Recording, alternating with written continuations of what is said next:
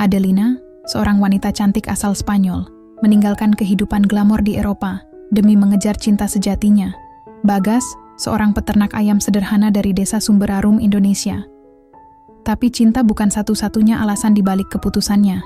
Diam-diam, Adelina adalah seorang ahli peternakan berprestasi yang menyamar untuk menyelamatkan peternakan tradisional di desa yang hampir bangkrut karena metode kuno yang tidak berkelanjutan. Sembari mencoba membaur dengan warga desa yang skeptis, Adelina dihadapkan pada dilema besar.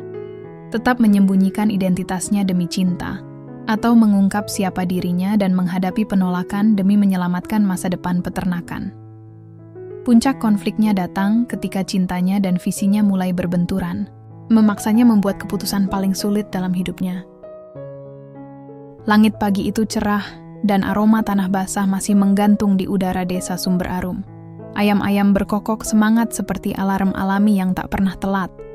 Di pinggir jalan berbatu yang berliku dan penuh lubang, sebuah mobil tua berdebu berhenti, pelan, menimbulkan bunyi berdecit yang membuat anak-anak desa menoleh penasaran.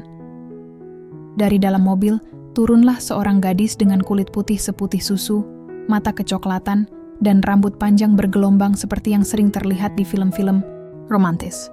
Mengenakan kaos putih sederhana dan celana jeans lusuh, ia menarik kopernya sambil menghela napas panjang. "Adelina?" Suara dari ujung jalan terdengar. Disusul langkah cepat seorang pria muda berkaus oblong dan sarung dililit di pinggang. Wajahnya berseri-seri, namun sedikit gugup. Gadis itu menoleh dan tersenyum. "Bagas," katanya pelan. Lalu mereka saling mendekat dan berpelukan sebentar. Tak lama, cukup untuk menegaskan bahwa perasaan itu nyata. 2 minggu sebelumnya, Adelina masih duduk nyaman di balkon apartemen kecilnya di Madrid. Kopi hitam di tangan, mata memandangi langit senja yang membakar kota. Tapi hatinya mengembara ribuan kilometer ke desa kecil di Indonesia yang bahkan belum pernah ia lihat langsung. Cinta memang aneh. Seseorang bisa jatuh cinta hanya dari percakapan, daring dan sepotong kenangan di masa lalu. 3 tahun lalu, ia bertemu Bagas di Madrid dalam program pertukaran petani muda.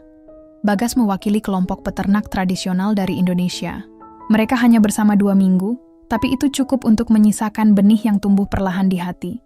Dan sekarang, ia ada di sini, di Sumberarum. "Maaf ya, rumahnya sederhana banget," kata Bagas, sambil mengangkat kopernya masuk ke rumah panggung. Kecil dari kayu. Ada suara ayam di mana-mana. Serius di mana-mana, di dapur, di bawah rumah. Bahkan satu ayam jago seolah menyambutnya dengan tatapan curiga. "Bagus kok. Lebih hidup," jawab Adelina sambil tersenyum geli. Kaki telanjangnya menyentuh lantai bambu yang dingin, dan seketika ia merasa seperti berada di dunia lain. Bagas menyiapkan air minum dari kendi, dan mereka duduk di teras, menatap sawah yang menguning. Angin berhembus pelan membawa aroma rumput, ayam, dan sedikit bau pupuk. Adelina menarik napas dalam-dalam. Ia tahu ini bukan akan jadi perjalanan mudah.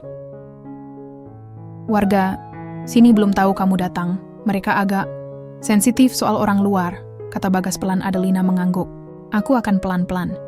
Mereka akan lihat kalau aku di sini bukan cuma karena kamu, tapi juga karena aku mau jadi bagian dari kehidupan ini." Bagas menoleh. "Kamu yakin?" Adelina tertawa kecil. "Yakin banget.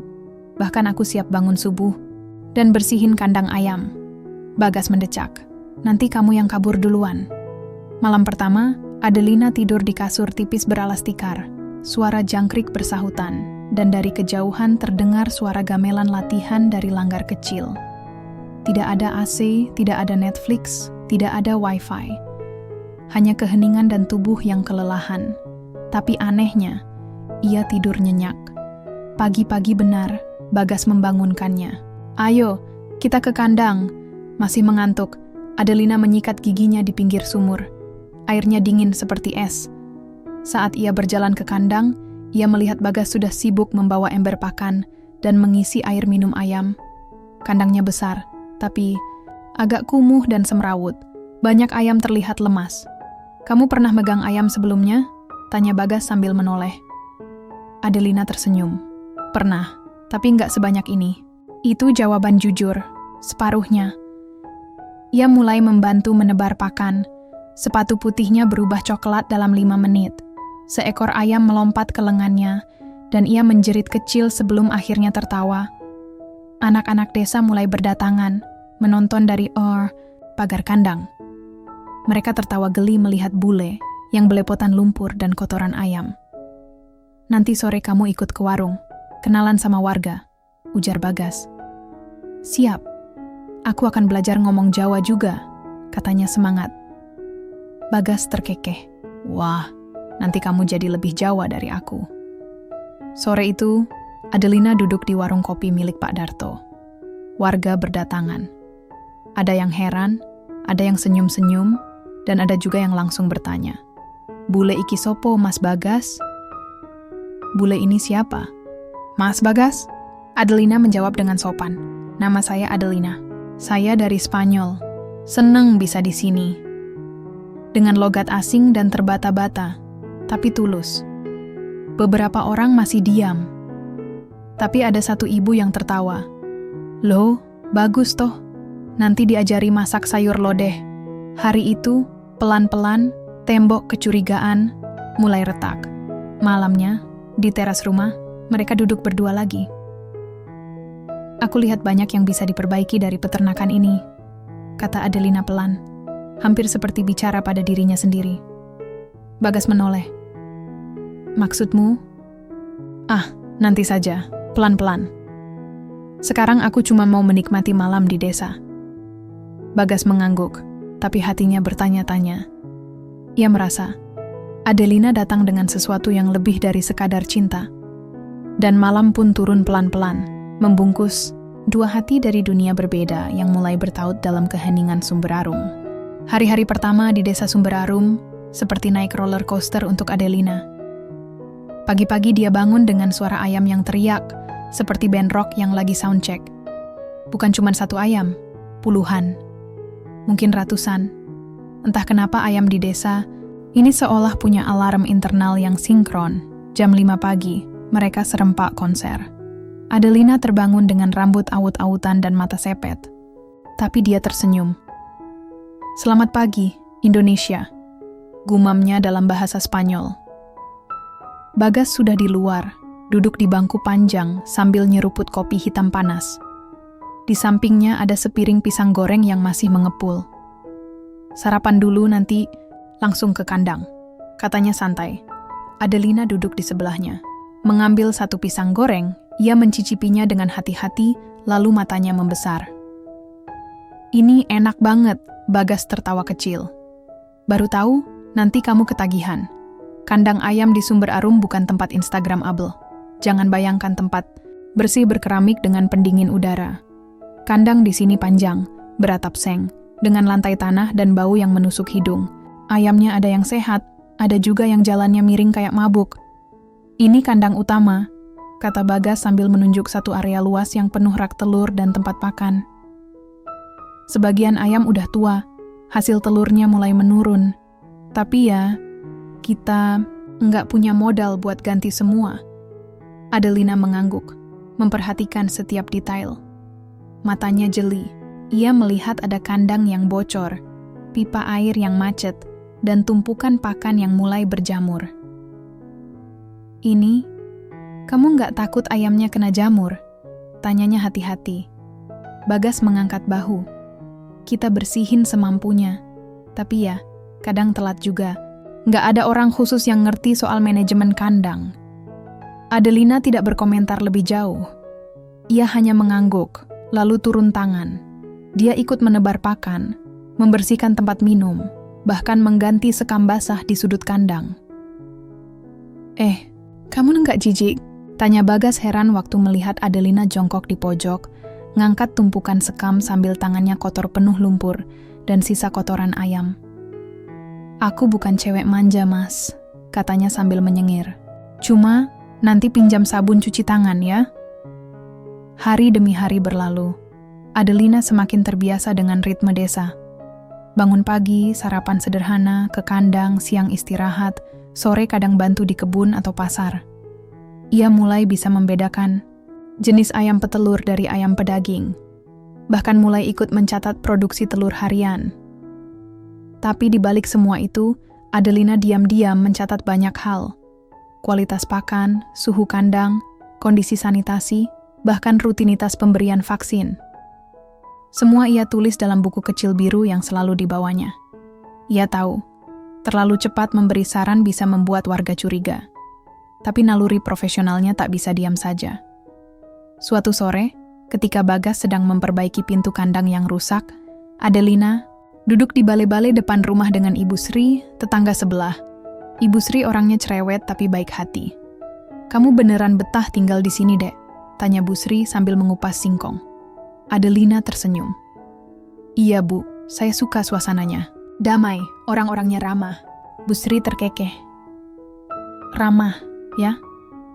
Kalau kamu orang desa, mungkin kamu nggak bilang gitu. Tapi kamu bule, jadi semua orang baik ke kamu." Kalimat itu membuat Adelina diam sejenak. Ia sadar, statusnya sebagai orang asing membuatnya diperlakukan berbeda. Ia ingin dianggap biasa saja, seperti warga lain. "Saya nggak mau jadi tamu terus, Bu. Saya mau jadi bagian dari sini," katanya pelan. Bu Sri menatapnya lama, lalu tersenyum kecil. "Kalau kamu niat baik, nanti orang-orang juga akan terima. Tapi jangan kaget, ya. Orang sini nggak suka diatur." Suatu malam, setelah makan malam sederhana dengan nasi, tempe, dan lalapan, Adelina duduk di belakang rumah, memandangi langit, penuh bintang. Bagas datang membawakan teh panas. "Lagi mikir apa?" tanyanya sambil duduk di sebelahnya. "Banyak," jawab Adelina pelan. "Aku lihat sistem peternakan kita banyak bolongnya. Ayam-ayammu bisa jauh lebih sehat. Produksinya bisa naik. Tapi kayaknya belum saatnya aku bicara soal itu." Bagas menatapnya heran. "Kamu tahu dari mana soal itu semua?" Adelina gugup sesaat, tapi langsung menutupi dengan tawa kecil. "Baca-baca. Dulu aku ikut organisasi pertanian mahasiswa." Bagas mengangguk. Walau sorot matanya penuh tanya, ia mulai merasa ada sisi dari Adelina yang belum ia kenal sepenuhnya. Suatu hari, seekor ayam mendadak mati, lalu 2, lalu 5. Bagas panik. Adelina langsung memeriksa kandang. Ia pegang ayam yang mati, memperhatikan paruhnya, matanya, warna, jenggernya. "Kita harus pisahkan yang lemas. Ini bisa jadi Newcastle disease," katanya spontan. Bagas menatapnya. "New apa?" Adelina sadar ia keceplosan. Penyakit ayam. Aku baca di internet. Kita harus karantina yang sakit." Sejak hari itu, kecurigaan kecil mulai tumbuh di hati Bagas. Tapi ia belum bertanya. Dan Adelina masih belum siap bicara jujur. Yang ia tahu, waktunya belum tepat. Adelina merebahkan diri malam itu dengan pikiran bercampur aduk. Di satu sisi, ia bahagia bisa dekat dengan Bagas dan hidup di desa. Tapi di sisi lain, ia merasa seperti bom waktu yang siap meledak kapan saja.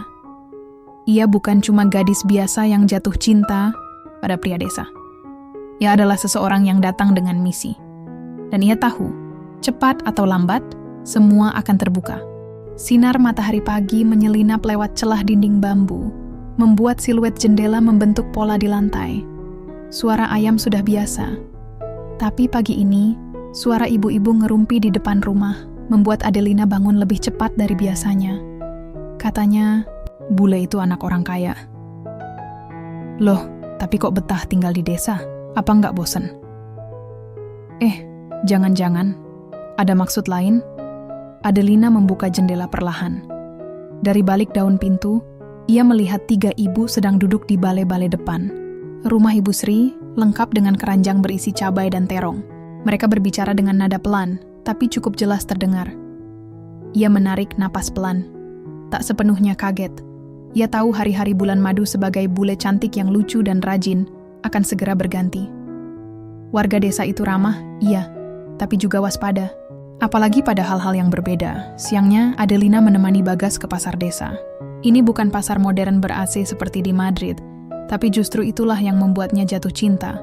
Warna-warni sayur mayur, aroma rempah, suara tawar-menawar, dan teriakan penjual ayam yang sudah seperti komentator bola. "Iki, 30.000, Bu. Ayam, gemuk ora loyo." 30.000, Bu. Ayamnya gemuk, nggak lemas. Adelina tertawa kecil melihat ekspresi penjual. Sambil menunggu Bagas membeli karung pakan, ia berjalan ke penjual sayur. Seorang ibu tua menyapanya. "Kamu Adelina ya? Yang tinggal sama Bagas itu?" "Iya, Bu," jawabnya dengan senyum. "Kamu senang tinggal di sini?" "Sangat senang, Bu. Orang-orangnya baik." Ibu itu menatapnya lama. Lalu berkata, "Kamu tahu nggak, Sumberarum ini desa yang keras. Banyak yang datang tapi nggak semua bisa bertahan." Sebelum Adelina sempat menjawab, ibu itu sudah berjalan pergi. Kata-kata itu menggantung di udara, dingin dan samar seperti bayangan sore. Sore itu, Adelina duduk di belakang rumah, memperhatikan Bagas yang sedang menambal dinding, kandang dengan bambu. Ia mengambil buku catatannya dan menuliskan sesuatu. Catatan 3. Struktur kandang perlu direnovasi. Sistem ventilasi tidak memadai. Jadwal vaksinasi tidak teratur. Perlu pendekatan hati-hati jika ingin memperkenalkan sistem baru.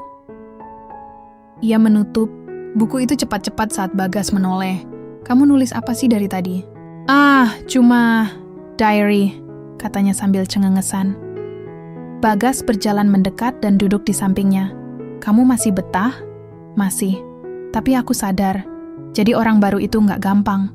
Kadang aku dengar orang bisik-bisik. Ada yang curiga, ada yang sinis. Tapi aku nggak marah, aku ngerti." Bagas menatap Adelina. "Orang sini memang gitu. Bukan karena jahat, tapi karena sudah sering dikecewakan." Adelina mengangguk pelan. "Aku tahu," katanya. "Dan aku nggak akan menyerah." 3 hari kemudian, datang kabar dari Pak Darto, salah satu peternak senior di desa. Ayam-ayamnya mendadak banyak yang sakit. Nafsu makan turun, bulu rontok, dan beberapa mulai mati. Adelina dan Bagas langsung ke kandang Pak Darto. Kondisinya mirip seperti yang dulu ia pelajari dalam kasus penyakit ayam skala kecil. Kandang lembab, pakan tercemar, dan tidak ada pengawasan kesehatan rutin. "Bisa diselamatkan?" tanya Pak Darto dengan wajah penuh harap. Adelina mendekati seekor ayam yang lemas. Ia periksa matanya, paruhnya, dan suhu tubuhnya. "Kita coba dulu, Pak. Tapi kandangnya harus dibersihkan total. Pakan diganti. Dan kalau boleh saya bantu, kita buat jadwal vaksinasi dan perawatan lebih rutin." Pak Darto mengerutkan dahi. "Kamu ngerti soal ayam?" Adelina menelan ludah. "Sedikit, saya belajar dari pengalaman." Pak Darto menatapnya lama, lalu mengangguk perlahan. "Ya udah, kalau kamu yakin, bantu saya, tapi jangan bilang-bilang warga dulu. Nanti mereka pikir saya ngikut bule, malah tambah ribut." Adelina tertawa kecil. "Baik, Pak, rahasia." Sejak hari itu, Adelina mulai sering pergi ke kandang Pak Darto. Ia mengatur jadwal pakan, membersihkan kandang, dan mulai memberi saran kecil-kecilan. Semuanya ia lakukan diam-diam. Tapi diam-diam pun, di desa, tetap saja ada yang lihat. "Kok, bule itu sering ke kandang Pak Darto? Dia ngerti ayam," katanya. "Tapi belajar dari mana? Jangan-jangan dia mau ngatur-ngatur." Gosip mulai berembus, dan Bagas mulai gelisah. Suatu malam, di teras rumah, ia menatap Adelina dengan serius.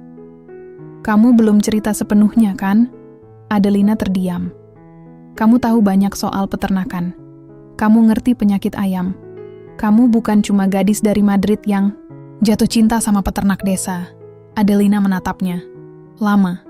Matanya berkaca. "Aku akan cerita. Tapi belum sekarang. Bukan karena aku nggak percaya kamu, tapi karena aku belum siap." Bagas mengangguk pelan, meski hatinya mulai diselimuti kabut. Bab ini ditutup dengan satu adegan yang sederhana, tapi penuh makna. Adelina berdiri di kandang, ayam yang sepi malam itu, memandangi bintang-bintang di langit. Ia tahu waktu terus berjalan, dan suatu hari ia tak bisa terus bersembunyi. Tapi ia juga tahu, cinta bukan hanya soal kata dan pelukan, Kadang cinta berarti bertahan, walau seluruh dunia belum paham siapa dirimu sebenarnya. Pagi itu, kabut masih tipis di atas sawah ketika suara teriakan Pak Darto menggema di gang sempit desa. "Telurku naik 2 kali lipat, 2 kali lipat loh." Orang-orang mulai keluar dari rumah. Beberapa mengintip dari balik jendela, beberapa lagi berdiri dengan tangan bersedekap, pura-pura tidak penasaran. Tiap hari ayam saya ngasih telur banyak. Badannya sehat, kandang juga nggak bau lagi, seru Pak Darto dengan mata berbinar. Semua orang tahu, atau paling tidak mulai sadar, kalau sejak si bule sering nongkrong di kandang Pak Darto, hasil peternakannya berubah drastis. Di warung kopi pembicaraan mulai ramai. "Beneran tuh gara-gara si Adelina?" "Masa iya? Dia kan cuma cewek bule, bukan dokter hewan." "Lah iya, tapi dia ngerti soal pakan, kandang, jadwal vaksin," katanya. Bagas duduk di pojok warung, mendengar tanpa menyela. Ia tahu, pembicaraan macam ini bisa jadi awal atau akhir bagi siapapun yang dianggap berbeda. Sementara itu, Adelina terus bekerja diam-diam. Ia mulai membuat skema sederhana di buku catatannya. Waktu pemberian pakan, jenis pakan, tingkat kelembapan kandang, bahkan pola pertumbuhan bulu ayam. Ia tidak ingin mengubah desa. Ia hanya ingin membantu Bagas dan orang-orang di sekitarnya agar lebih sejahtera. Tapi ia tahu, semua ini tak bisa dilakukan terang-terangan. Belum saatnya. Bagas datang sore itu ke kandang, membawa 2 teh manis dan pisang goreng. "Ada yang ngomong kamu kayak Profesor Ayam," katanya sambil menyerahkan gelas. Adelina tertawa. "Itu julukan baru ya? Lucu juga. Tapi kamu tahu, orang mulai curiga. Curiga kenapa? Kamu dianggap terlalu pintar buat ukuran cewek desa, apalagi bule. Dan kamu belum pernah cerita soal siapa kamu sebenarnya." Adelina menatap Bagas lama. "Aku nggak bohong, Gas, tapi aku belum cerita semuanya. Karena aku takut kalau semua berubah setelah itu." Bagas tidak membalas. Ia hanya menyeruput tehnya pelan. Di hatinya, cinta dan ragu mulai bersaing. Beberapa minggu berlalu. Kini bukan hanya Pak Darto yang mulai mengikuti metode Adelina. Diam-diam, 2 peternak lain, Pak Darman dan Embok Siti, mulai mendatangi Adelina untuk bertanya soal pakan dan cara membersihkan kandang. "Kamu punya catatan nggak? Dok, buat jadwal vaksin gitu? Kalau pakan yang dicampur jagung itu beneran bisa nurunin bau? Ayam saya suka lemas. Harusnya dikasih apa?" Adelina selalu menjawab dengan sabar. Ia bahkan mulai menggambar diagram sederhana di kertas bekas. Gaya ngajarnya nggak ribet, santai, pakai bahasa campur aduk Jawa, Indonesia, dan bahasa tubuh. Hasilnya, orang-orang mulai suka. Tapi, juga mulai heboh. Satu sore, saat langit mulai jingga, datang surat dari kepala dusun. Adelina diundang hadir ke balai desa dalam rapat mingguan peternak. Bagas menatap surat itu dengan cemas. "Mereka jarang undang orang luar. Berarti aku bukan luar lagi dong," jawab Adelina mencoba bercanda. Tapi malam sebelum rapat itu, ia tidak bisa tidur. Dadanya sesak. Ia tahu, rapat itu bukan cuma soal ayam, tapi juga soal dia. Siapa dia? Dan niatnya datang ke desa. Hari rapat pun tiba. Balai desa ramai. Para peternak duduk bersila. Pak Lurah di depan. Bagas di samping Adelina. Suasana agak kaku. Pak Darto angkat tangan duluan. "Saya mau bilang, bule ini, Mbak Adelina, bantu saya banyak. Ayam saya sekarang sehat. Hasil, telurnya bagus. Kandang juga bersih. Saya dukung dia." Beberapa orang mengangguk, tapi tidak semua. Lalu berdiri Pak Minto, peternak senior yang dikenal keras kepala.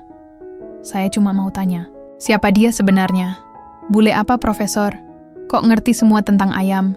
Jangan-jangan ada tujuan lain? Mau ambil alih usaha kita? Mau jual sistem ke perusahaan besar? Kita harus hati-hati." Ruangan langsung sunyi. Semua mata tertuju pada Adelina. Perlahan, ia berdiri. Tangannya gemetar, tapi suaranya tegas. "Saya datang ke sini karena saya cinta. Cinta pada seorang pria bernama Bagas. Tapi saya juga cinta pada kehidupan peternakan. Di Spanyol, Saya adalah ahli peternakan unggas. Saya punya gelar dan pengalaman, tapi saya lelah dengan sistem industri yang serakah. Saya ingin hidup sederhana, dan saya ingin berbagi ilmu. Bukan untuk mengambil, tapi untuk memberi. Ruangan masih diam. Tapi kini, bukan karena curiga, tapi karena kaget. Kalau kalian tidak mau saya bantu, saya akan berhenti.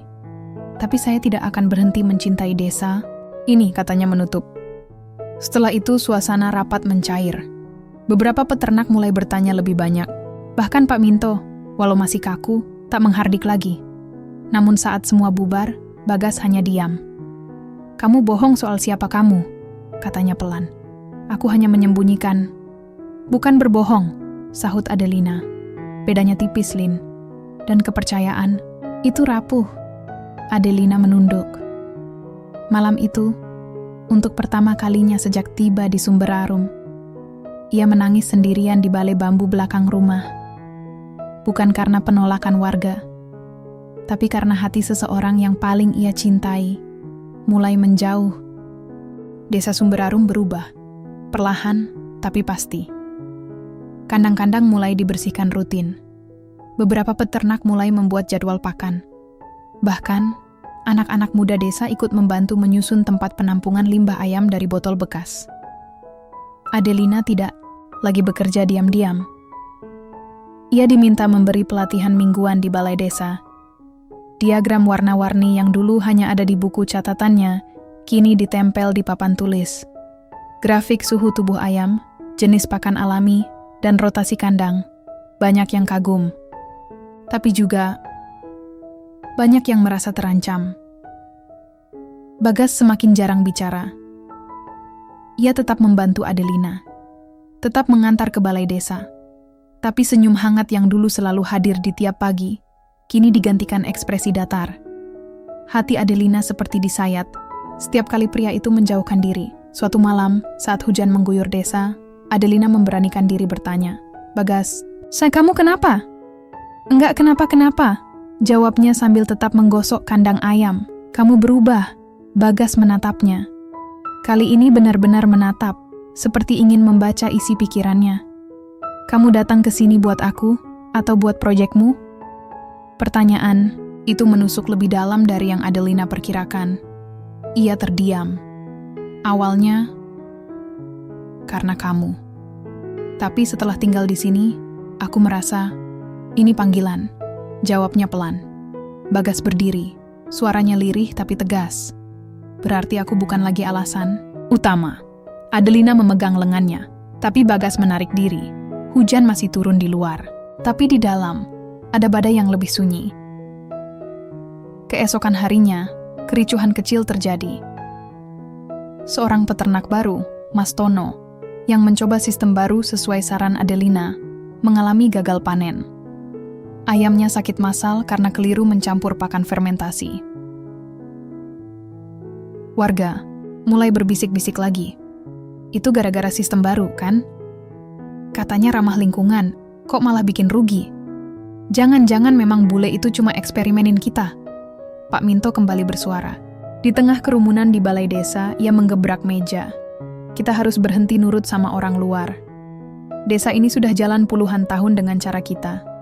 Apa yang salah dengan tradisi?" Adelina berdiri. Tangannya gemetar. "Saya tidak pernah memaksa siapapun mengikuti saya. Tapi kita tidak bisa menolak perubahan kalau mau berkembang. Saya hanya ingin membantu. Kalau benar mau bantu, kenapa enggak tinggal di Spanyol sana? Atau kerja di kota?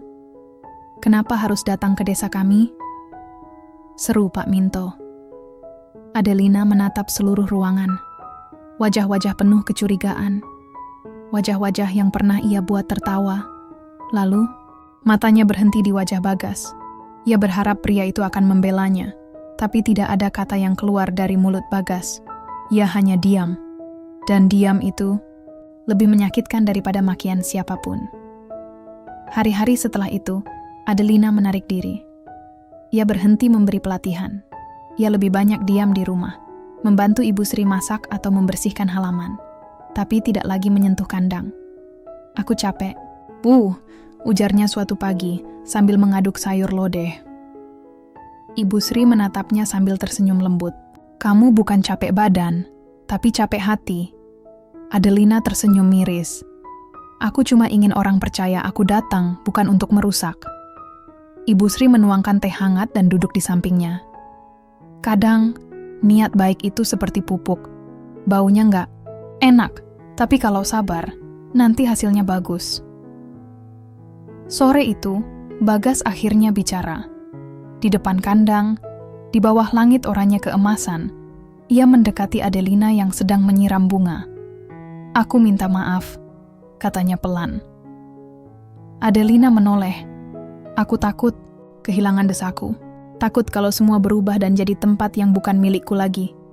Tapi aku juga takut kehilangan kamu. Adelina menahan air mata. Aku tidak ingin merusak, Gas. Aku hanya ingin menanam. Tapi, kalau benihku dianggap racun, aku siap mundur. Bagas memegang tangannya. Jangan. Aku ingin kamu tetap di sini. Tapi, kamu harus tahu, desa ini butuh waktu. Tidak semua orang secepat kamu menerima perubahan. Adelina mengangguk. Aku akan pelan-pelan. Malam itu, langit cerah. Bulan, bundar menggantung tenang. Untuk pertama kalinya setelah lama, Adelina dan Bagas duduk berdampingan di balai bambu, memandangi langit tanpa banyak kata. Cinta memang tidak bisa menyelesaikan semua. Tapi cinta bisa membuat dua orang saling menunggu dan memahami. Namun kedamaian itu hanya sementara. Karena sebuah berita dari kabupaten datang keesokan harinya. Perusahaan besar akan membangun peternakan skala industri di lahan sebelah utara desa. Sistem otomatis. Pakan impor. Tak butuh peternak. Lokal. Wajah Adelina memucat. Kini pertanyaannya bukan lagi, apakah ia bisa membawa perubahan? Tapi, apakah ia bisa menyelamatkan desa ini? Sebelum semuanya terlambat? Pagi di Sumber Arum biasanya diisi suara ayam berkokok, sapaan tetangga, dan aroma kopi panas dari dapur-dapur kayu. Tapi pagi ini, yang terdengar hanyalah bisik-bisik. Katanya tanah di utara bakal dijual ke investor. Perusahaan besar, Mas, peternakan otomatis. Gajinya gede, nggak perlu capek kayak sekarang. Wah, enak dong. Bisa santai, tapi uang tetap ngalir. Adelina berdiri membeku di pinggir warung. Ia baru saja mendengar kabar dari koran lokal. Kertas itu terasa berat di tangannya, meski angin pagi terus mengoyaknya. Satu kalimat terpampang, jelas, pabrik peternakan ayam modern segera hadir di Sumber Arum. Ia memegang dada, seolah ingin menahan detak jantung yang semakin tak beraturan. Balai desa kembali ramai. Kali ini bukan karena pelatihan, tapi karena rapat akbar. Seorang perwakilan dari perusahaan berdasi rapi berbicara di depan warga. Peternakan. Kami akan membuka lapangan pekerjaan. Gaji tetap, bonus kesehatan. Tak perlu modal, tak perlu repot. Sebagian warga bertepuk tangan. Pak Minto berdiri. Sudah saatnya kita maju. Jangan cuma pegang cangkul dan bau kotoran ayam tiap hari. Adelina mengangkat tangan. Suaranya tenang tapi tegas. Kalau kita serahkan tanah kita kehilangan kendali atas apa yang kita tanam, ternak, dan hasilkan. Sekali kontrak ditandatangani, kita tak lagi petani, kita buruh. Loh, Mbak, buruh tapi digaji loh. Sahut seseorang dari sudut ruangan. Benar, tapi kita tak bisa lagi menentukan harga, sistem, bahkan jenis ayam yang kita rawat. Semua dari mereka. Kita akan dijadikan roda dari mesin besar. Suasana mendidih. Seseorang berteriak, "Ah, kamu gampang ngomong. Kamu bukan orang sini." Kata-kata itu menampar. Lebih pedih daripada semua tuduhan sebelumnya. Adelina menarik napas. Mungkin aku bukan orang sini, tapi aku memilih tinggal di sini, berjuang di sini. Lebih dari sekadar hidup, aku mencintai desa ini. Matanya melirik Bagas. Tapi pria itu menunduk. Malamnya, rumah Bagas sunyi. Adelina duduk di beranda, Tangannya memegang buku catatan yang lusuh. Di halaman terakhir ia menulis, "Jika harus pergi, aku ingin mereka ingat bahwa pernah ada seorang asing yang mencintai desa ini seperti tanah kelahirannya sendiri." Langkah kaki terdengar. Bagas muncul dengan wajah muram. "Aku ikut rapat dengan perwakilan perusahaan tadi," katanya. Adelina menoleh cepat. "Mereka bilang sistemmu terlalu idealis, gak bisa bersaing. Dan kamu percaya mereka?" Bagas tak menjawab. "Aku hanya ingin kamu jujur. Kamu percaya mereka atau aku?" Bagas terduduk. Wajahnya kusut, seolah 1000 beban menumpuk di dadanya. "Lin, aku ingin masa depan yang pasti. Buatku, buat keluargaku, buat kita. Aku capek hidup pas-pasan. Tapi kalau kita pasrahkan semua pada perusahaan besar, kamu pikir mereka peduli? Lihat kampung sebelah. Setelah pabrik masuk, warga cuma jadi satpam dan tukang bersih-bersih kandang. Tanah mereka hilang. Harga pangan dikendalikan. Kamu mau itu terjadi di sini?" Bagas memejamkan mata. "Kadang cinta aja nggak cukup, Lin." Kata-kata itu menghantam Adelina. Besoknya, desas-desus semakin gencar. Pak Lurah katanya udah tanda tangan surat izin. Sebagian lahan peternakan warga sudah dilepas. Yang nolak dianggap penghambat pembangunan. Adelina tidak tinggal, diam. Bersama beberapa warga yang mendukungnya, termasuk Pak Darto dan Embok Siti, ia mulai membuat rencana. Mereka mengumpulkan data, keuntungan sistem berkelanjutan, potensi ekspor telur organik, dan jejak negatif perusahaan tersebut di desa-desa. Lain Adelina bahkan menulis surat terbuka ke Bupati, meminta peninjauan ulang proyek besar itu. Ia menyebarkan informasi lewat media lokal dan akun media sosial desa. Perlahan, suaranya mulai terdengar di luar Sumber Arum. Namun, makin besar gerakannya, makin besar pula tekanannya. Suatu malam, kaca rumah Adelina dilempar batu. Kertas kecil tertempel di batu itu. Bertuliskan, "Pulanglah, jangan ganggu kampung ini." Keesokan harinya Bagas datang lagi, kali ini dengan mata sembab. "Aku salah," katanya. Adelina tak menjawab. "Aku pikir ikut arus itu jalan aman. Tapi setelah lihat laporanmu, cerita-cerita desa lain, aku sadar, kalau kita diam, desa ini hilang." Air mata Adelina akhirnya jatuh juga. "Masih ada waktu, tapi kita harus bersama." Bagas mengangguk. "Aku di pihakmu, sepenuhnya." Untuk pertama kalinya setelah berminggu-minggu, pelukan itu kembali hadir. Bukan untuk romantika, tapi sebagai janji bahwa mereka akan melawan. Bukan hanya demi cinta, tapi demi Sumber Arum. Namun mereka tak tahu, sebuah keputusan telah dibuat di kantor kabupaten. Persetujuan akhir pembangunan telah diteken. Dan dalam waktu kurang dari 2 minggu, alat berat akan mulai berdatangan. Langit Sumber Arum berwarna kelabu. Awan menggantung berat seperti napas para warganya yang menanti. Di ujung jalan utama, alat berat mulai berdatangan. Truk-truk besar bergemuruh, menebar debu dan kekhawatiran. Tanah yang selama ini ditanami rumput dan dijadikan padang gembala kini dipasangi plang besar bertuliskan, "Proyek Peternakan Terpadu PT Agromax mulai pembangunan." Adelina berdiri diam. Satu tangan menggenggam surat permohonan peninjauan kembali yang ia kirim ke Bupati. Tak ada balasan, tak ada kunjungan, tak ada siapapun dari atas yang peduli suara bawah. Warga terpecah. Setengah berharap proyek ini menyelamatkan mereka dari kemiskinan. Setengah lainnya diam-diam menyesal, tapi takut bicara. Dan di tengah semua itu, Adelina merasa seperti lilin terakhir yang menyala saat angin kencang datang bertubi-tubi. "Apa kamu akan tetap bertahan?"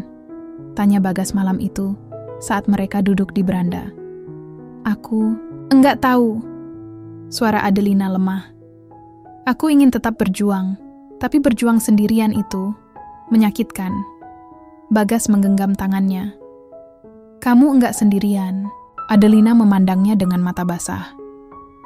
"Kamu bilang, Kamu di pihakku, tapi aku tahu kamu menyimpan sesuatu. Bagas terdiam. Sejenak, suara jangkrik terdengar lebih keras dari detak hati mereka. Aku tahu kamu punya hubungan dengan Pak Lurah. Bahkan dulu kamu hampir jadi kepala desa sebelum mengundurkan diri mendadak. Kenapa kamu menyerah waktu itu, Gas? Bagas menunduk. Lama. Lalu bicara. Karena aku pernah gagal. Gagal? Dulu, aku percaya bisa ubah desa ini dari dalam. Tapi semua berubah waktu ayahku menjual separuh tanah warisan ke perusahaan tanpa bilang apa-apa. Tanah itu dulunya milik kakek buyutku. Dan sekarang, bagian itu yang jadi proyek pabrik ayam itu. Adelina menatapnya, penuh empati. Sejak saat itu aku merasa aku nggak pantas memimpin, nggak pantas dipercaya. Jadi aku memilih diam. Tapi sekarang, kamu datang. Kamu berani. Dan aku malu. Adelina tersenyum getir. Mungkin kita berdua datang dengan luka.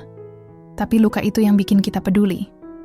Hari berikutnya, Adelina bersama belasan warga setia melakukan aksi damai. Mereka berdiri di perbatasan tanah proyek, membawa poster-poster sederhana. Desa bukan pabrik. Kami ingin bertani, bukan jadi budak mesin. Sumber arum bukan untuk dijual. Truk-truk besar terpaksa berhenti. Operator alat berat menunggu instruksi. Pak Minto datang, wajahnya merah. Adelina, jangan provokasi. Kamu bukan siapa-siapa di sini. Adelina berdiri tegak. Saya mungkin bukan siapa-siapa, tapi saya bagian dari desa ini sekarang. Suasana memanas. Polisi lokal mulai berdatangan.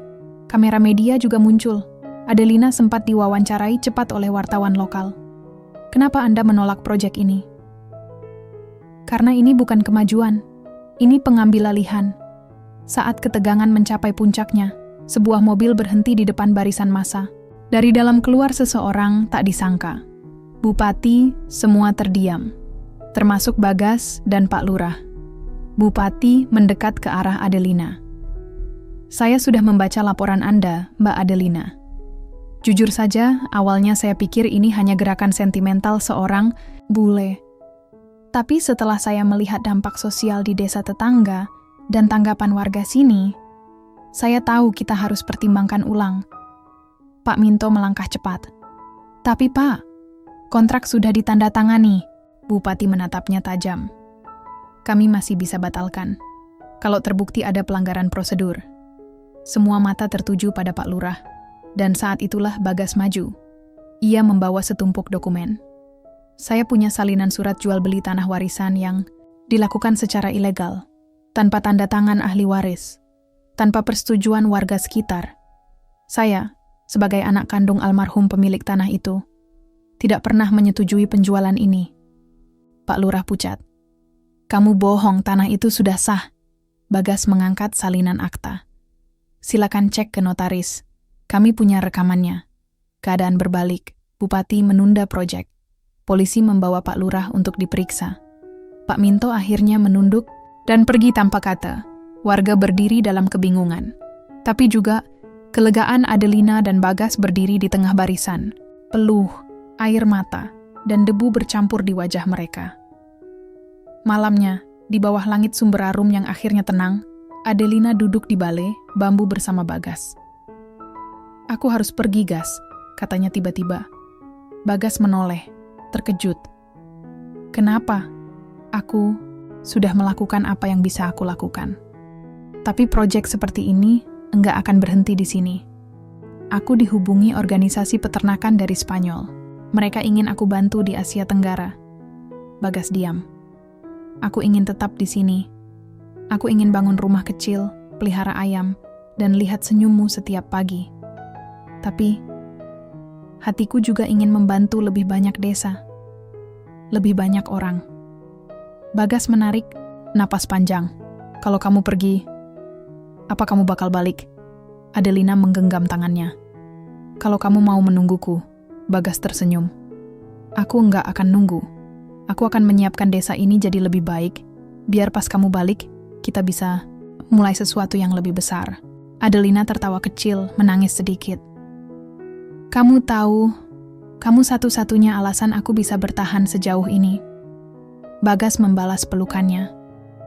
Dan kamu, satu-satunya alasan aku kembali berani bermimpi. Langit malam menjadi saksi. Bahwa cinta sejati tak selalu harus berjalan beriringan. Kadang, ia memilih jalan berbeda, tapi tetap menuju arah yang sama. Pagi itu, langit Sumber Arum cerah.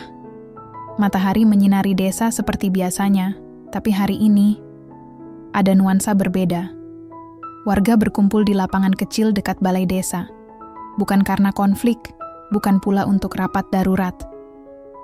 Hari ini, mereka datang untuk melepas kepergian seseorang yang telah mengubah desa mereka.